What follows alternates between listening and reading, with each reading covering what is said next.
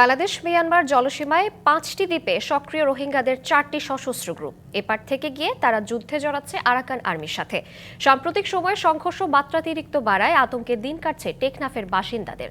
সীমান্তে আরাকান আর্মির পুঁতে রাখা স্থলমাইনের কারণে প্রায় বন্ধ নাফ নদীর ওপর নির্ভরশীলদের জীবিকা। রোহিঙ্গা বিচ্ছিন্নতাবাদী সংগঠনগুলোকে সীমান্ত থেকে সরিয়ে দেওয়ার দাবি স্থানীয়দের।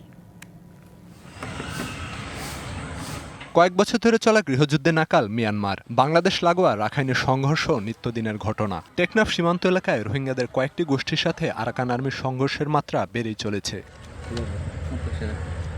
সম্প্রতি মিয়ানমার থেকে আসা গুলিতে আহত হয় টেকনাফের ১২ বছরের শিশু আহনাফ। পরদিন মাইন বিস্ফোরণে পাহারান এক জেলে। এতে আতঙ্কে কাটছে টেকনাফবাসীর দিন। বিশেষ করে কুশের দ্বীপ, বিলাসের দ্বীপ, হাউসের দ্বীপ, ওই দ্বীপের মধ্যে যারা রোহিঙ্গা সশস্ত্র গোষ্ঠী আরাকান আর্মির সাথে গোলাগুলি করতেছে। এই জেলারা যদি নাফ নদীতে যদি যেতে না পারে তাহলে তাদের ফ্যামিলি, সন্তান, বউ এ সবাইকে অনেক কষ্টের বিনিময়ে দিন কাটাতে হবে।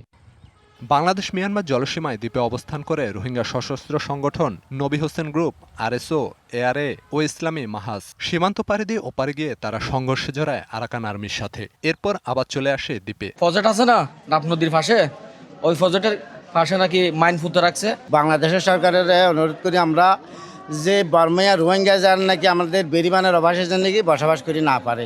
নায়াসিনামাইড ও স্যালিসাইলিক সমৃদ্ধ লিলি ফেস ওয়াশ যা ফেসের ডেড স্কিন সেল দূর করে দেয় দ্বিগুণ ফাস্টার ব্রাইটেনিং। রোহিঙ্গা সশস্ত্র গ্রুপগুলো যাতায়াত বন্ধ করতেই নদীর পার ও দ্বীপে স্থলমাইন বসিয়েছে আরাকান আর্মি। এ কারণে নাফ নদীতে মাছ ধরে জীবিকা নির্বাহ বন্ধ হয়ে গেছে বহু জেলের। ইদারা গুলি করে আহারা দরিয়া জানুয়ারির আর বউ হয় এখন ওই সাথে এসে মরে যার গই 2 মাস ধরে তারা গুলাগুলি শুরু করছে দি। তো এই তারা বারবার হিন্দু গুলিয়ে পাইয়া দিলে ওই তারা দাম মারার থাকে। দ্বীপগুলো থেকে রোহিঙ্গা বিচ্ছিন্নতাবাদীদের উচ্ছেদের দাবি জনপ্রতিনিধিদের। কেউরা বাগানের মধ্যে ছোট ছোট ওরা কিছু বাসাও স্থাপন করছে। তাদের যে স্থানীয় মানুষ গুলিবিদ্ধ হয়েছে আরো হওয়ার সম্ভাবনা রয়েছে। তো এখন তাদেরকে যদি ওখান থেকে যদি দ্রুত সরিয়ে নেওয়া হয়। আরেক দেশের সংঘাতের প্রভাবে কেন ভুগবে এপারের মানুষ, এ প্রশ্ন টেকনাফবাসীর। এ বিষয়ে সরকারি হস্তক্ষেপ চান তারা। DBC news desk.